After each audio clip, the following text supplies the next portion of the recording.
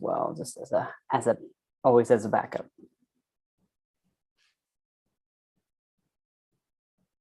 Hello and welcome. This is Sergio Morero. We're here with another episode of RBL1 Live with Oscar Pedroso, who is CEO and founder of Thimble Io. Thanks for joining us tonight, Oscar. Thanks so much, Sergio. It's great to be here. Yeah. So for those that don't know, Oscar and I go back to Halcyon. We did not meet there, but Halcyon is a social enterprise incubator based out of Georgetown, Washington, D.C. I was a previous fellow there working on a startup in ed tech, and then Oscar reached out when he became part of that community, and we've been in touch ever since. So glad to stay connected. But a little bit about Oscar: graduate of University of Rochester, also serial entrepreneur, previous founder of GradFly, and now the CEO and founder of Thimble Io. So wanted to turn it over to you. Thanks for joining us tonight. If you could share a little bit with the audience, what is Thimble Io? Yeah, thanks so much. Yeah, so Thimble is an education tech company based in New York. And what we do is our vision right now is to be the world's largest online science and technology school for upskilling any child. Right now, we're achieving that by selling curriculum to K-12 schools around robotics, computer science, engineering, cybersecurity, any sort of skills that you can think of that are highly sought after in today's economy. Those are the types of skills that are usually not taught in the classroom. And that's basically we're creating these programs so that kids can learn about them at a much younger age and have the chance to consider it as a possible interest, passion, and hopefully a career path. Love it. I mean, especially, there's so many questions, ways to dive in here, because this is one of the cutting edge things, right? It's like technology is taking over. What is it? Software already ate the world, and manipulating software and hardware is so important. Why? How? If you could share with the audience, how did you end up starting a venture that teaches kids robotics? Yeah, it wasn't a linear path. I had no idea that this would eventually become something I would fall in love with. But I'd say my starting point was when I was a student in high school. I was part of the robotics team there. And I was usually one of the only Latin kids in these competitions, which was cool. But at the same time, it always made me wonder, like, why are there more of us in these competitions? And then when I got to college, I was full-time going to school, but then I was working part-time in the admissions office under the director of admissions. So I was tasked with reading applications, doing a ton of slave work in the office. But when I graduated college, I got a full-time position in the admissions office at the engineering school at the University of Rochester. So there I was in charge of same ordeal, reading applications, but I was mostly working with public schools that were basically, I was in charge of educating kids about U of R's flagship program, which was their optics engineering program, which not a lot of kids were familiar with. So I'd go out and spread awareness about these programs, and kids would look at me like I was some kind of monster, because they were just like, what is this? We have no idea what this is. So I really had to break it down for them.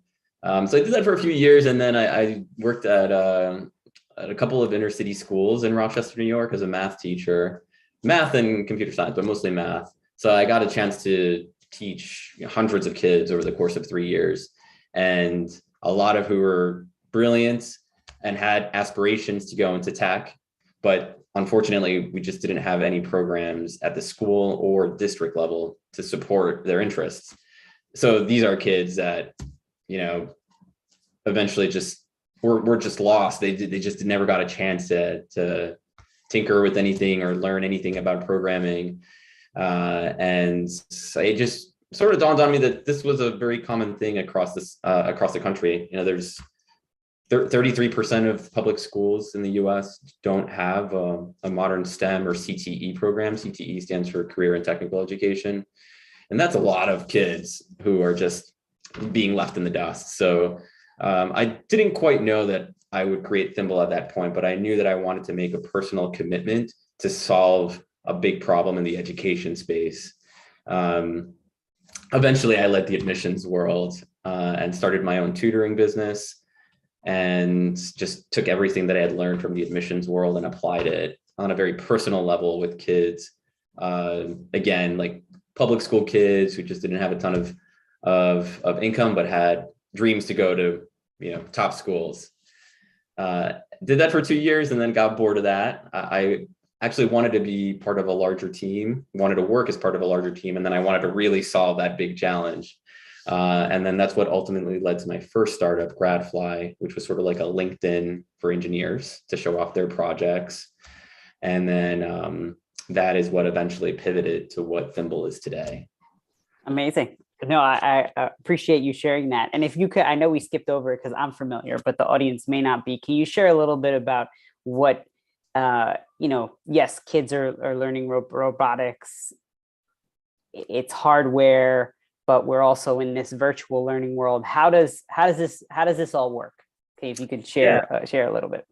Yeah, so basically what it is, it's easy to implement curriculum program that can get embedded into a school day program. So like a general technology class or an elective.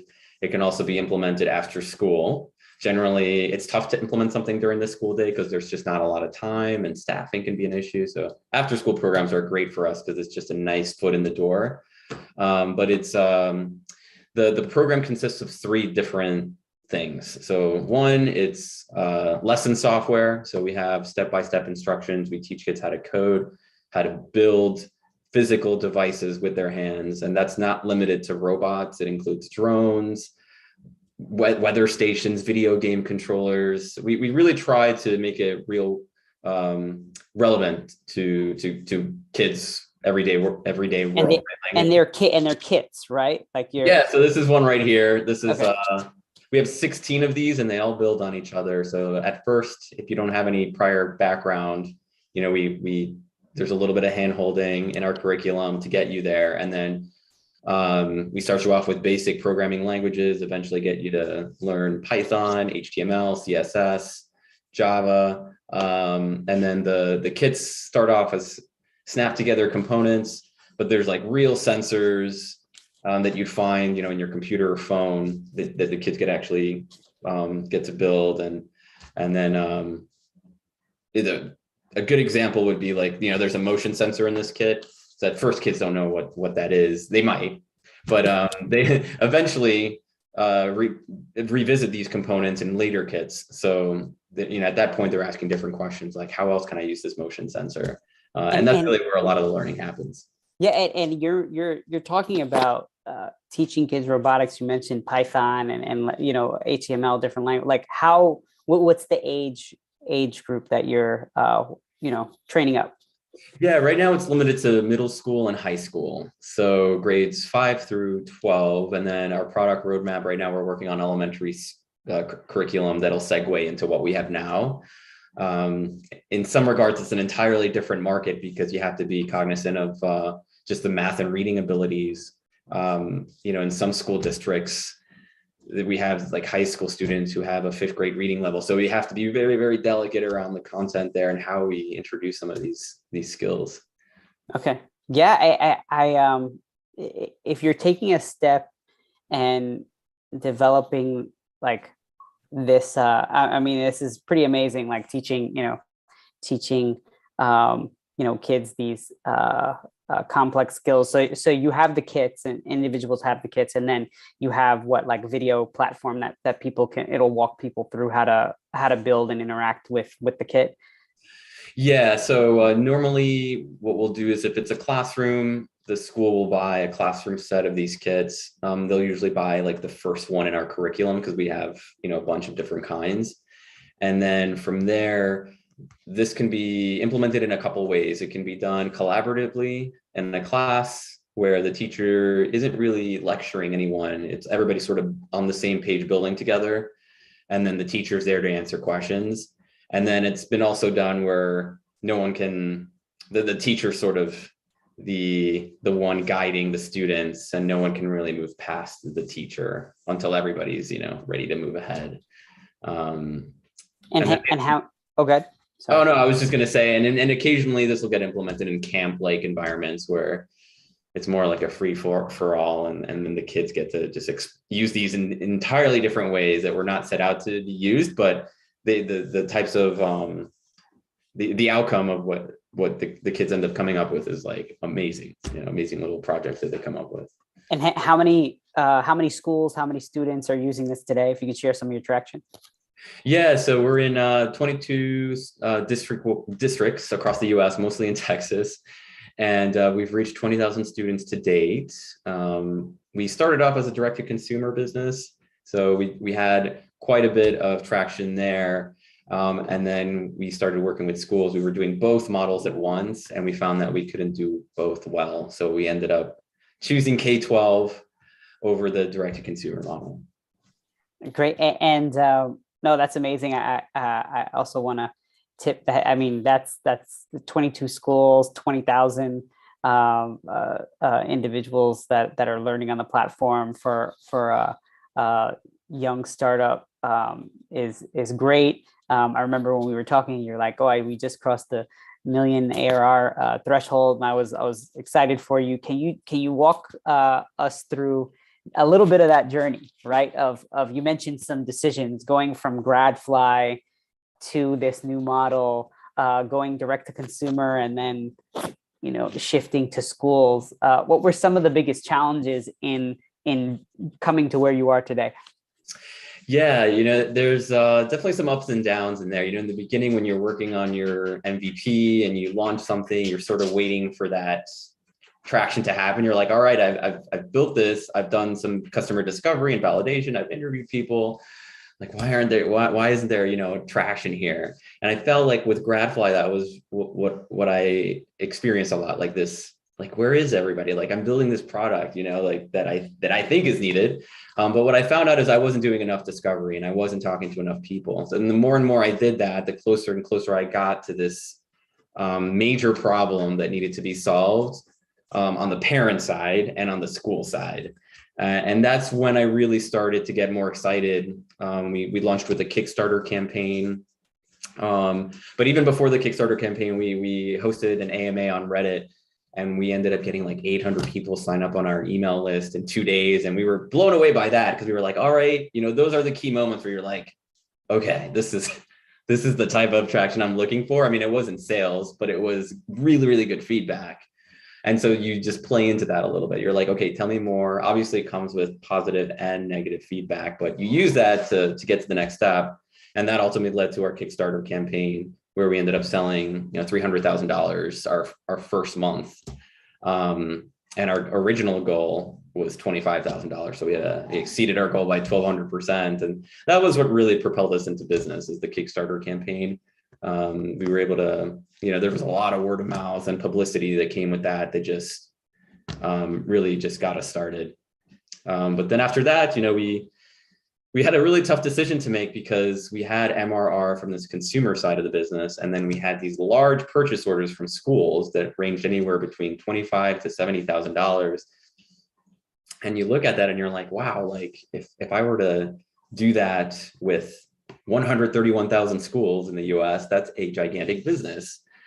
And so technically our direct-to-consumer business is alive, but we've just dedicated more time and effort to the K-12, because we're small. So it's just hard to be able to create bandwidth to do both. So, but I don't mind the pivots. I think they were necessary, and I can deal with anything that comes my way. So I'm pretty laid back in that sense. I mean, I've definitely had sleepless nights where I'm staring at a ceiling, but I tend to go where I can see like those conversations similar to like Reddit, any sort of good feedback that I'm getting. I tend to follow that path, and that's what ultimately led me here. Excellent. And why isn't this? I mean, it sounds obvious, right? Like some of the jobs of the future, they're all UI UX design, product marketing, product development, robotics, and the integration of humans and machines. Why is this not created in schools initially? Why did you have to build a company to do this, and then schools need to buy it? If you can, and not knocking anything, just trying to understand the dynamics. Well, what do you think? Why do you think it's not coming from universities today, or universities, or K through 12 high schools, and There's certainly more momentum now than there was a few years ago, even before the pandemic. I found, even as a teacher, I found that schools were generally 10, sometimes 20 years behind the market. And so for whatever reason, if especially the poor school districts just don't have the budgets or the staff or the expertise, the tools in place to be able to create programs like this or even sustain them over time. So that's one issue. And I think teachers in general are slightly intimidated by teaching technical subjects, especially if they didn't go to school, for robotics or computer science. And I can understand that, which is why now professional training is part of our offering, because we work with a lot of English and social studies teachers that are being asked to run these programs, and they're looking at us like they're panicked. And so, but we're seeing more and more schools, progressive schools, that are becoming early adopters to products that are giving kids that exposure. And so when we talk to those schools, we're really happy to hear that.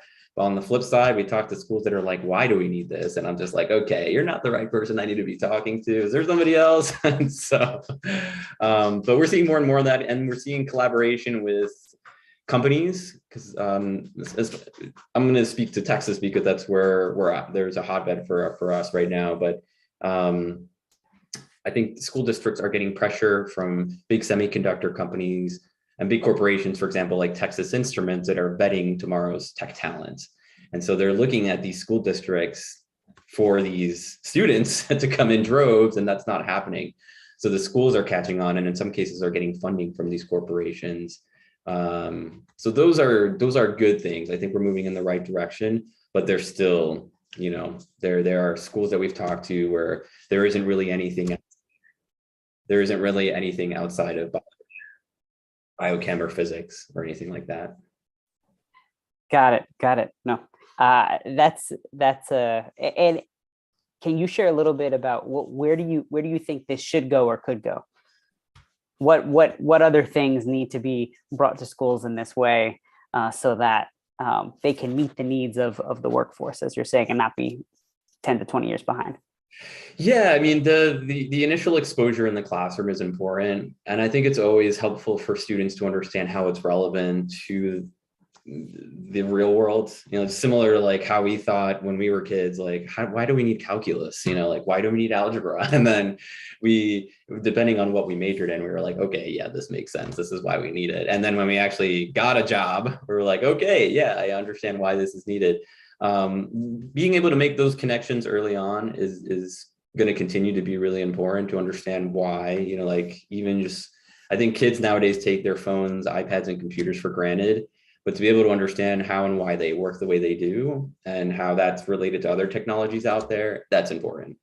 And I think kids tend to be limited to like medicine, business, law, and other similar jobs like that. And there's a lot more out there than just that. There's all different types of engineering, all different types of tech careers, and half the time they just don't have that exposure. So I think more of that is needed, and more collaboration. So it's not just left to the schools. There needs to be more external, whether it's companies, the government, I don't know. There needs to be more being done to introduce these type of programs into the classroom. Awesome. No, what are some of the steps you think, if you take a step back, at least for for, early entrepreneurs starting out? Maybe they're doing a hardware company. That I would equate yours as it's physical product hardware. What were some of those that early advice or tips that you would have loved to receive as you were starting your journey?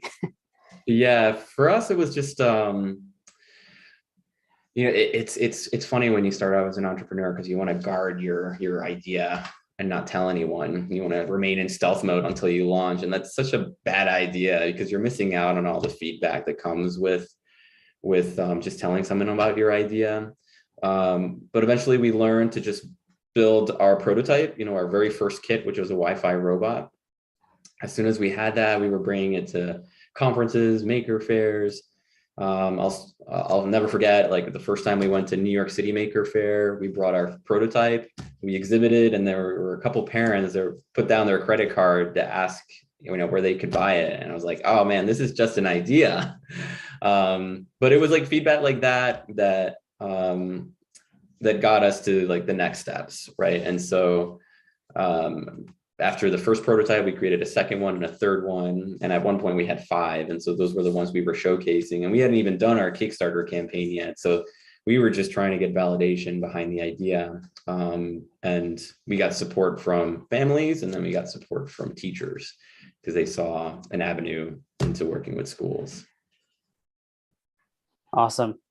And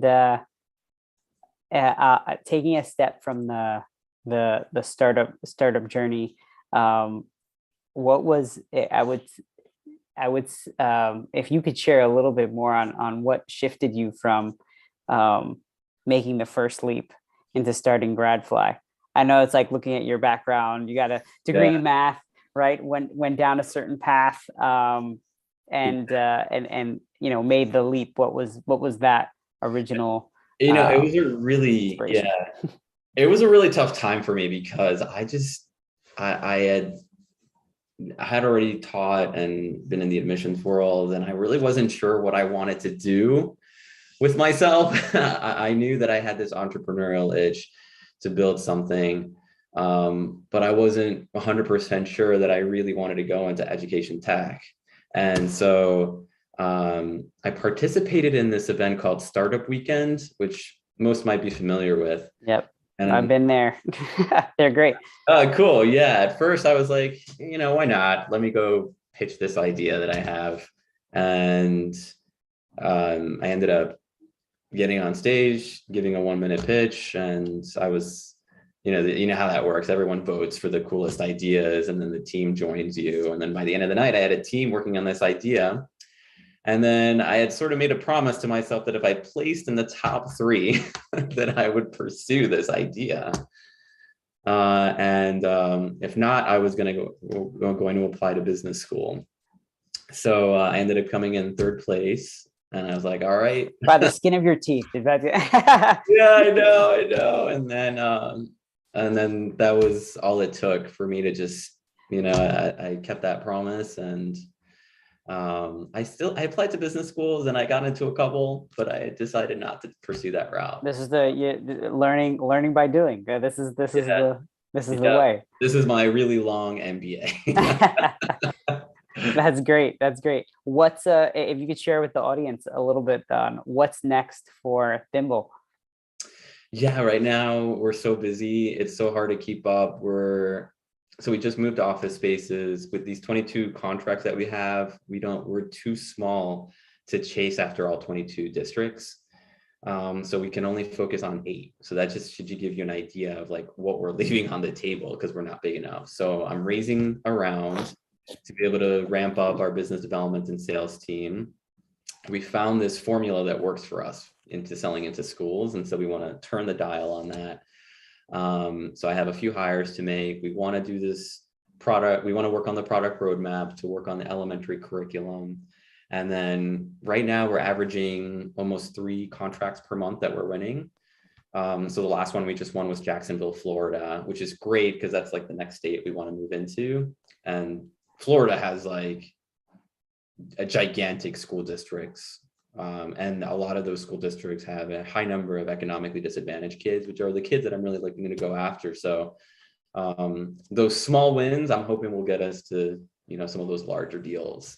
But that's like what we're working on right now, is just sales, just increasing that momentum. And the market, we're currently focused on the US market, but we get requests from teachers in other countries, especially Latin America. Like my parents are from Honduras and Costa Rica, so that's like another dream, is to bring Thimble to those schools in those countries. And then who knows, maybe open it up to other languages in other countries around the world. Awesome. Awesome. Well, thank you, Oscar, for sharing your story and journey. For those that are watching, this is RBL1 Live, Oscar Pedroso, CEO of Thimble.io. If you're looking for the link, it is in the live stream notes. So thanks again for joining us, Oscar. And yeah, it was great. And and stay tuned.